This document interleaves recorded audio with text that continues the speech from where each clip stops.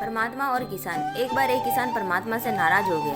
कभी बाढ़ आ जाए, कभी सूखा पड़ जाए, कभी धूप तेज हो जाए, तो कभी ओले पड़ जाए। हर बार कुछ न कुछ कारण से उसकी थोड़ी सी फसल खराब हो जाए। एक दिन बड़ा तंग आकर उसने परमात्मा से कहा, हे प्रभु, आप परमात्मा है, लेकिन लगता है आपको खेती बाड़ी की ज़्यादा जानकारी नहीं है। एक प्रार्थना है कि एक साल मुझे मौका दीजिए, जैसा मैं चाहूँ वैसा मौसम हो, फिर आप देखना कि मैं अन्न के भंडार भर दूंगा। परमात्मा मुस्कुराया और कहा, ठीक है, जैसा तुम चाहोगे वैसा ही मौसम दूंगा, मैं दखल नहीं करूंगा। किसान ने गेहूं की फसल बोई।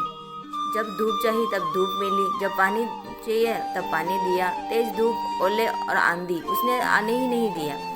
समय के साथ फसल बड़ी हुई और किसान की खुशी भी, क्योंकि ऐसी फसल तो आज तक नहीं हुई थी। किसान ने मन ही मन सोचा, अब पता चलेगा परमात्मा को कि फसल कैसे करते हैं। बेकार ही इतने बरस हम किसानों को परेशान कर रहे थे।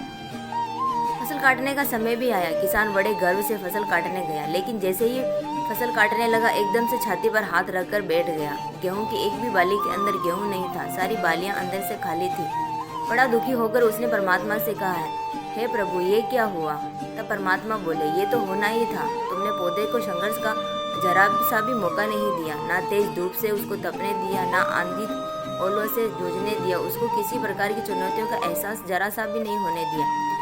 इसीलिए सब पौधे खोखले रह गए। जब आंधी आती है, तेज बारिश होती है, ओले गिरते हैं, तब पौधे अपने बल से ही खड़ा रहते हैं। वो अपना अस्तित्व बचाने के लिए संघर्ष करते हैं, और इस संघर्ष से जो बल पैदा होता है वही उन्हें शक्ति देता है, ऊर्जा देता है, जिसकी जीवटता को उभारता है। सोने को भी कुंदन बनने के लिए आग में तपने, हथौड़ी से पिटने, गलने जैसी चुनौतियों का सामना करना पड़ता है, तब भी उसकी स्वर्ण आभा सुंदर बनती है, उसे अनमोल बनाती है।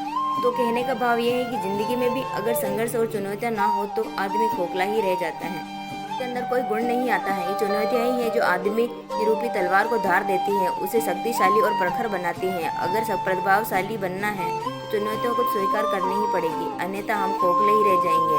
अगर जिंदगी में प्रखर बनना है, प्रतिभाशाली बनना है, तो संघर्ष और चुनौतियों का सामना तो करना ही पड़ेगा। ये कहानी आपको कैसी लगी कमेंट करके जरूर बताएं, और अच्छी लगी हो तो लाइक और शेयर करना ना भूलें, और हमारे साथ यूं ही जुड़े रहें रोज नई एक कहानी सुनने के लिए। धन्यवाद।